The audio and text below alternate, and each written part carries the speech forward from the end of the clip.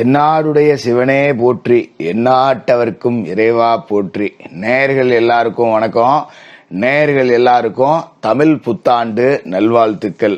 அதாவது 60 தமிழ் வருடங்கள்ல 38வது வருடமான குரோதி வருடம் முடிஞ்சு 39வது வருடமான விசுவாவசு வருடம் அப்படிங்கிறது பிறக்க போகுது.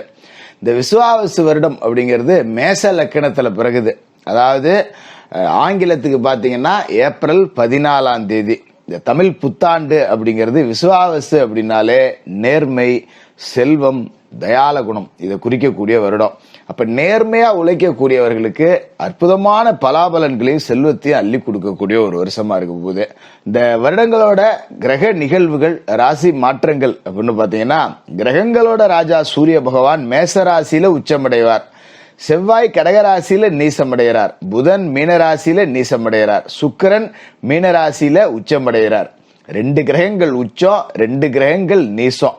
அப்படிதான் இந்த வருடம் அப்படிங்கிறது பிறக்குது. குரு பகவான் ரிஷபராசியில இருக்காரு. சித்திர மாசம் 31ஆம் தேதி மிதன ராசிக்கு போறார். சனி பகவான் மீன ராசியில இருக்கார், பயிற்சி ஆயிட்டார் வருடம் தொடங்கறதுக்கு முன்னாடியே. அது மாதிரி சர்ப்ப கிரகங்கள் அப்படின்னு பாத்தீங்கன்னா, ராகு, விஷப்பாம்பு ராகு மீனராசியில இருக்கு. வைகாசி மாசம் 4ஆம் தேதி, அதாவது குரு பகவான் பயிற்சியாகி அடுத்த 4 நாள்ல மீனராசியிலிருந்து ராகு கும்பராசிக்கு போறார். விஷமற்ற பாம்பு கேது கன்னிராசியிலிருந்து வைகாசி 4ஆம் தேதி அதே நேரத்துல சிம்மராசிக்கு போறாரு. இந்த கிரகங்களோட ராசி மாற்றம், இந்த கிரகங்களோட உச்சம் நீசம், இந்த கிரகங்களோட பார்வை இந்த விசுவாவசு வருடத்துல உங்களோட ராசிக்கு என்னத்தை கொடுக்க போகுது அப்படிங்கிறத பார்த்துருவோம். மறுபடியும் நேயர்கள் எல்லாருக்கும் தமிழ் புத்தாண்டு நல்வாழ்த்துக்கள். மகர ராசி நேயர்களே, உங்களுக்கு இந்த விசுவாவசு வருஷம் தமிழ் புத்தாண்டு எப்படி இருக்கு அப்படின்னு பாத்தீங்கன்னா, இதுவரைக்கும் உங்களோட வாழ்க்கையில நீங்க பார்க்காத ஒரு உச்சத்தை இந்த தமிழ் புத்தாண்டு தான் உங்களுக்கு காட்ட போகுது. பிறந்த நாள்ல இருந்து, நான் பிறந்த வருஷத்துல இருந்து, அது 20 வயசாச்சோ, 10 வயசாச்சோ, 30 வயசாச்சோ, 70 வயசாச்சோ, நான் பிறந்த நாள்ல இருந்து இப்படி ஒரு நல்ல வருடத்தை பார்த்தது இல்லடா. நான் நினைச்சது பூரா நடக்குது, பரவாயில்ல, இப்படிதான்டா மனுஷனோட வாழ்க்கை இருக்கணும். இவ்வளோ கஷ்டம், ஐயோ திரும்பி பார்த்தோம்னா மகர ராசிக்காரர்கள் பட்ட கஷ்டம் நஷ்டங்கிறது ஒரு 8 வருஷமா நாய் கூட கண்ணீர் வெடிக்குன்னு சொல்லுவாங்க தெரியுங்களா, அந்த மாதிரியான வாழ்க்கை தான். இவெல்லாம் எங்கடா உருப்பட போறான் அப்படின்னு நம்மளை சுத்தி உள்ளவங்க எல்லாம் நினைச்சாங்க பாத்தீங்களா, அவங்க முன்னாடி பூரா நம்ம போய் கார்ல இறங்குவோம் பாருங்க, அப்போ ஒரு கௌரவம் நமக்கு கிடைக்கும். என்னெல்லாம் எவ்வளவு பாடுபடுத்துனீங்க, எவ்வளவு குறைச்சி மதிப்பிட்டீங்க, எவ்வளவு பேர் என்னை எதிர்த்து பார்த்தீங்க, எவ்வளவு பேர் முதுகுல குத்துனீங்க, எவ்வளவு பேர் என்னை ஏளனமா நினைச்சீங்க, கடன் இருந்ததுங்கிறதால, காசு இல்லைங்கிறதால என்னை எவ்வளவு சீப்பா இடம் போட்டீங்க, கடவுள்னு ஒருத்தன் இருக்கான்டா அப்படின்னு கௌரவமா போய் இறங்குவோம் பாருங்க. அந்த ஒரு நாள் வந்துருச்சு அப்படின்னு சொல்லலாங்க. விசுவாச வருஷம் தமிழ் புத்தாண்டு பிறக்கும் போதே உங்களுக்கு 7.5 சனி அப்படிங்கிறது முற்று முதலுமா முடியுது. சனி பகவான் உங்களோட ராசிக்கு 3வது வீட்டுல இருக்கார். அப்பா சகாய சனி, எப்படி சகாயம் பண்ண போற சனி அப்படிங்கிறவரு. குரு கொடுத்தா சனி தடுப்பார், ராகு கொடுத்தா சனி தடுப்பார், கேது கொடுத்தா சனி தடுப்பார், நவ கிரகத்துல யார் கொடுத்தாலும் சனி தடுப்பார். ஆனா சனி கொடுத்தா தடுக்கிறதுக்கு நவ கிரகங்கள்ல எந்த கிரகங்களாலையும் முடியாது. அப்படிப்பட்ட யாராலும் தடுக்க முடியாத சனி பகவான் கொடுக்கணும்னு முடிவு பண்ணிட்டார் அப்படின்னா எப்படி கொடுப்பார் அப்படிங்கறத நீங்க முடிவு பண்ணுவீங்க.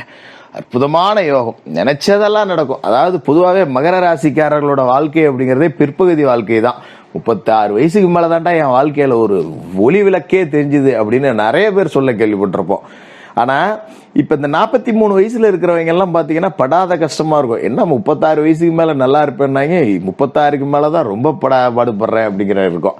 என்ன காரணம் அப்படின்னா, அந்த 36ல கடைசியா 7.5ல மாட்டிக்கிட்டீங்க நீங்க. அப்ப 36 ஒரு 7.5 பாத்தீங்கன்னா 43 கடந்தாச்சு. அப்ப நமக்கு இன்னும் லேட் ஆகுது போல இருக்கே அப்படிங்கிற மாதிரி இருந்தது இல்லையா. இனிமே நீங்க நினைச்சதெல்லாம் நடக்கும். குறிப்பா மகர ராசிக்காரர்கள் பொதுவாகவே திறமைசாலியா இருப்பாங்க. ஏதாவது ஒரு ரூபத்துல திறமை இருக்கும். ஒரு பேச்சு திறமை, எழுத்து திறமை அப்படிங்கிறது ஏதாவது ஒண்ணு இருக்கும். பெரும்பகுதி மகர ராசிக்காரர்களுக்கு கல்வி அறிவை விட, படிப்பறிவை விட பட்டறிவு அப்படிங்கிறது தான் பெருசா இருக்கும். படிச்சவனையே 10 பேரை வேலைக்கு வச்சுக்கிட்டு பட்டறிவால வேலை வாங்கக்கூடிய அந்த பாக்கியம் இந்த விசுவாச வருஷம் தமிழ் புத்தாண்டுல உங்களுக்கு கிடைக்கும். நான் எனக்கு ஒரு வாய்ப்பு கிடைச்சா போதும் தட்டி தூக்கிடுவேன் அப்படின்னு நினைக்கிறவங்கலாம் தாராளமா உங்களுக்கான வருஷம் ஆட்டத்தை ஆரம்பிங்க அப்படின்னு கண்ணை மூடிக்கிட்டு சொல்லலாம். அப்படி ஒரு அமைப்பு சனி பகவான் உங்களுக்கு கொடுப்பாரு. இருந்தாலும் 3வது வீட்டுக்கு சனி போறார் அப்படிங்கும் போது இளைய சகோதர ஸ்தானம் அப்படிங்கிறதையும் நாம பார்க்கணும். இளைய சகோதரர்களோட மன குறைபாடு, மன வேற்றுமை அப்படிங்கிறது வரலாம். அந்த ஒரு விஷயத்துல மட்டும் விட்டு கொடுத்து போங்க. சகோதரரோ சகோதரியோ இளைய சகோதரர்கள் ஸ்தானம் அப்படிங்கிறதுல மட்டும் நாம கொஞ்சம் கவனமா இருக்கணும். அதோட கண்ணை குறிக்கக்கூடிய இடம் அப்படிங்கிறது 3வது இடம். சில பேருக்கு கண்ணாடி போடக்கூடிய சூழல் வந்துடும். அதனால கவனமா இருங்க. ஏன்னா கண் சார்ந்த பிரச்சனைகள் வரலாம். வெள்ளெழுத்து பிரச்சனை, ஒற்றை தலைவலியால கண்ணாடி போடுறது, ஏதாவது தூசு தும்பட்டை இருந்தது, பூச்சி அடிச்சிருச்சு, வண்டி வாகனத்துல போகும்போதெல்லாம் கொஞ்சம் கண்ணாடி போட்டுங்க, இல்ல தலைக்கவசம் போட்டுங்க. கண்ணை மட்டும் கொஞ்சம் பாதுகாக்கணும். அதுல மட்டும் கவனமா இருங்க. இந்த வருஷம் புறங்கி 31ஆம் தேதி சித்திரை 31 குரு பெயர்ச்சி நடக்குது. குரு பகவான் உங்களோட ராசிக்கு 5வது வீட்டுல இருந்து 6வது வீட்டுக்கு போறாரு. 5ல குரு இருந்தாருன்னா அற்புதமான இடம் தான் இது வரைக்கும் இருந்த இடமும். 6க்கு போறாரு பிரச்சனையா நீங்க நினைக்கலாம். 6ல் குரு, ஊரில் பகை. அப்ப ஊர் பகையை சம்பாதிக்க வேண்டியது வருமா? வரும். ஆனா ஊர் பகையெல்லாம் சம்பாரிச்சு ஊரை எல்லாத்தையும் ஜெயிச்சு நான் தாண்டா ராஜான்னு நீங்க நிக்க போறீங்க. ஏன்னா குரு யாருன்னு பாத்தீங்கன்னா உங்களோட ராசிக்கு 12வது வீட்டுக்கும் 3வது வீட்டுக்கும் அதிபதி. 12க்கு அதிபதி 6க்கு போறாரு அப்படின்னா அது விபரீத ராஜயோகம். 3வது இடத்துக்கும் அவர் தான் அதிபதி, மறைவுஸ்தானத்துக்கும். அப்படிங்கிறப்ப இது விபரீத சக்கரவர்த்தி யோகம். அப்ப குரு 6க்கு போறதால இந்த ஊர்ல இருக்க பகையெல்லாம் வருது பாத்தீங்களா, எல்லாத்தையும் அடிச்சு மூளைக்கு ஒருத்தனா விட்டு எறிஞ்சிட்டு நான் தாண்டா ராஜா அப்படின்னு சொல்லிட்டு ஒரு உங்களோட ராஜ பாட்டைய தொடங்கக்கூடிய நேரம் அப்படின்னு இதை நாம சொல்லலாம். அப்படி ஒரு அற்புதமான யோக பலன்கள் அப்படிங்கிறது உங்களுக்கு கிடைக்குது. அதோட குரு பகவானோட அருள் பார்வை அப்படின்னு பாத்தீங்கன்னா 10, 12, 2 இந்த வீட்டுல எல்லாம் விழுது. 10ஆம் இடம் அப்படிங்கிறது தொழில்ஸ்தானம் அப்படிங்கறதால தொழில் ரீதியா நீங்க என்ன முடிவு எடுத்தாலும் சரி, சீரியஸா சொல்றேன், உங்களை சும்மா முகத்தை புகழணும் அப்படிங்கிறதுக்காக சொல்லல, ஆறுதலுக்காகவும் தேர்தலுக்காகவும் சொல்லல. தொழில் ரீதியா கண்ணை கட்டிக்கிட்டு கடல்ல குதிச்சாலும் சரி முத்த எடுத்துட்டு எந்திரிச்சு வந்துடலாம். அப்படி ஒரு யோகம் அப்படிங்கறத கொடுக்கும். தொழில் வளர்ச்சி உச்சத்துல இருக்கும். நீங்க என்ன தொழில் செஞ்சாலும் சரி அந்த தொழில் நீங்க தான் பெரிய ஆள்.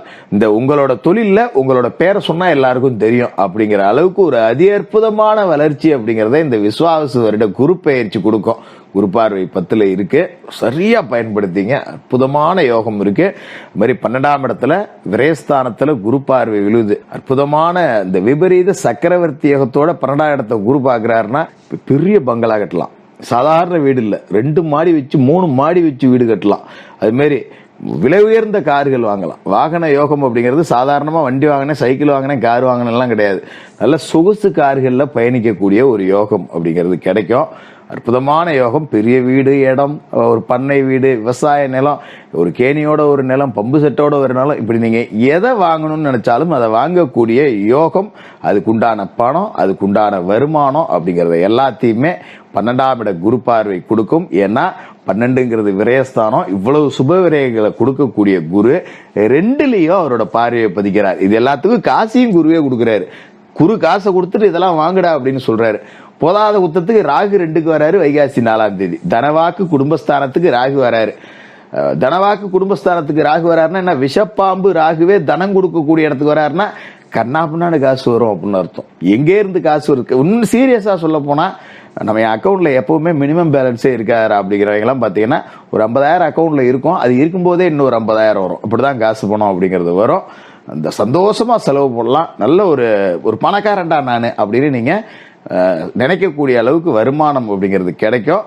2ஆம் இடத்துல ராகு வராரு அப்படின்னா தனவாக்கு குடும்பஸ்தானம். குடும்பத்துல பிரச்சனையை கொடுப்பார், குடும்பத்துல பிரிவினையை கொடுப்பார் அப்படின்னு சில பேர் சொல்லுவாங்க. அது உண்மை இல்லை.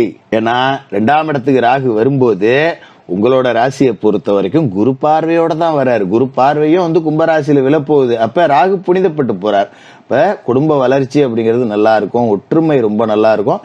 சில பேர் குடும்பத்தை விட்டு பிரிஞ்சிருந்து எங்கேயாவது வெளியூர்ல தான் வேலை செய்யற மாதிரி இருக்கும். தேறிக்கிட்டு வரும். சில பேர் இல்ல, பல பேருக்கு அப்படிதான் இருக்கும்.